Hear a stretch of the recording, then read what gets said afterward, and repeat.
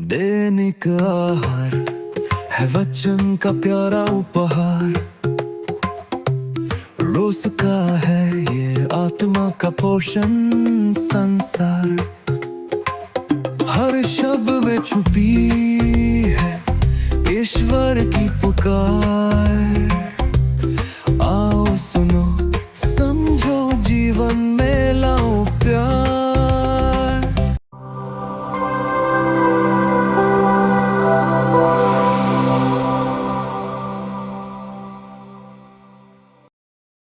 पिता और पुत्र और पवित्र आत्मा के नाम पर आमीन।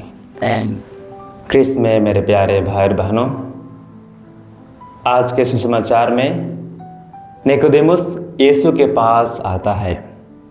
यह रोचक बात है क्योंकि निकोदेमुस जैसा प्रतिष्ठित व्यक्ति यीशु के पास कुछ सीखने आता है।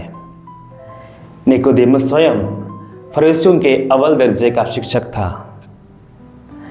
इतनी साख होने के बावजूद भी यीशु के पास आता है। निकोदेमुस खुद शिक्षक होकर भी यीशु के पास आए और उसे गुरु कहता है।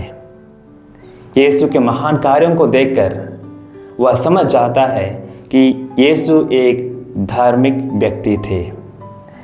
वह यीशु के बारे में पूरी तरह नहीं जानता, किंतु वह उनके कार्यों के कारण उनकी ओर खींचा चला आता है। निकोदेमुस का मनोभाव या रुख हमें उनके ईश्वर के प्रति खुलेपन तथा तत्परता को दर्शाता है।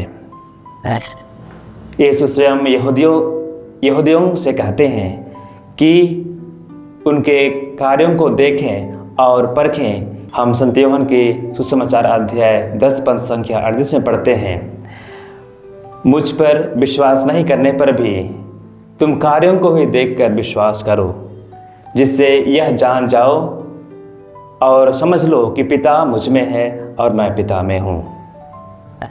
जब यूहन्ना बपतिस्ता यह जानना चाहता था कि क्या यीशु ही मसीह हैं या फिर वे किसी और की प्रतीक्षा करें, तब यीशु केवल अपने कार्यों का उल्लेख करते हुए कहते हैं। हम संत लूकस के सुसमाचार अध्याय 7 पद संख्या 22 में पढ़ते हैं, उन्होंने यूहन्ना के शिष्यों से कहा, आओ और तुम जो सुना और देखा है उसे यूहन्ना को बता दो।